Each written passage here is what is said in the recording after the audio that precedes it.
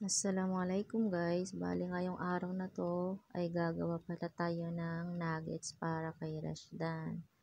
Bali meron tayo ditong tatlong patatas, yung hindi masyadong malaki, hindi masyadong maliit, katamtaman lang, pero depende sa inyo kung gaano karaming patatas yung gagamitin nyo. Pero sa akin kasi konti lang yung chicken ko, ayan lang, may 2 carrots din, dinagdagan ko na para pamparami. So, bali kalahating breast lang yan. Bali papakuluan lang pala natin ito ng sabay-sabay. Lalagyan lang natin ng asin, ng black pepper or yung paminta. Durog na yung kinuha ko guys para mas malasa siya. Tapos kung meron pa kayong mga sibuyas ganun, okay lang yun, mas malasa. Bali dito na namash ko na pala yan siya guys. Hindi ko na napakita sa inyo. Dinagdagan ko na lang din ng itlog at saka konting cornstarch, onion powder at saka garlic powder at ng black pepper din. Dito nagsimula na rin pala akong mag-mold. Depende sa inyo kung anong shape ang gusto nyong gawin. Bali ito sa akin kasi tsambahan na lang kung anong ma-shape ang magawa ko. Bali yan parang rectangle yung ginawa ko dyan kasi mas madali para sa akin kasi medyo marami siya. Panay kasi ang request ni Rashdan na bilhan ko daw siya ng nuggets. Eh, sabi ko, meron naman akong chicken breast dyan sa freezer. Kaya sabi ko, gagawahan na lang kita yung medyo healthy. Medyo talaga healthy. Hindi kagaya yung naka-frozen. Basta ka kung mag-antay ka lang kasi mainipin tong si Rashdan. Kaya binilisan ko na talaga guys yung paggawa ko dyan para maprituhan ko na siya ng mamimerienda niya. Madali lang siya guys kung tutuusin. Ayan lang. Tapos bumili rin pala ako ng breadcrumbs dyan. Bali konti nga lang yung nabili ko. Yung breast pala na ginamit ko guys, kalahati lang taga. Kung tutusin baka 1/4 lang siguro yun na breast. Kasi yung kalahati itinabi ko para naman maiprito ulit ako para kay Rashdan. Imamarinate ko naman yon. Bali dito pala guys sa recipe na to, nakagawa ako ng 27 pieces na nuggets. Okay na din, di ba?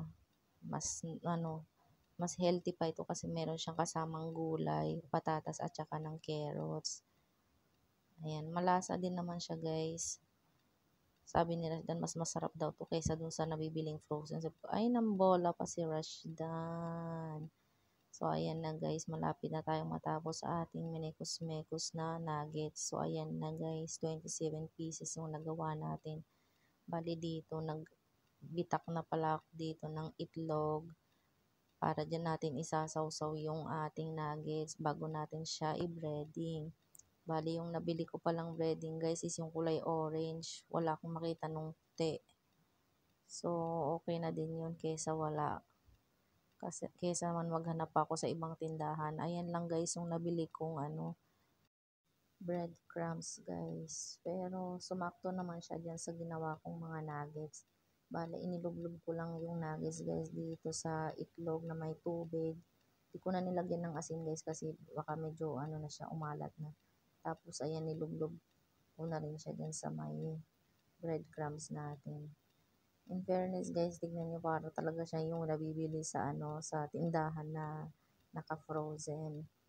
O, di ba? Charis, meron ng nuggets si Rashdan. Tiyaga-tiyaga lang guys kapag sa mga anak natin. Mas prepare ko talagang gawan si Rashdan ng mga ganito snacks kaysa yung mga naka-ready-made na kasi yun may mga preservatives na talaga siya. Ito homemade lang. At least yan, ito siguro tatagal na to ng 1 linggo kay Rashdan kasi hindi naman araw-araw siyang kumakain. At saka kapag kumain siya, 2-3 piraso lang. Ayan. Mahilig siya sa ganito tapos yung white rice at saka ng sauce lang. Yun lang yung kinakain ni Rashdan. Next time naman guys, itatry natin yung burger patty. Diba? Para masaya na naman si Rashdan na magmerienda. So, ayan na guys. Tapusin lang natin ito, okay? So, ito na lahat guys. Natapos na natin. Salamat sa panonood.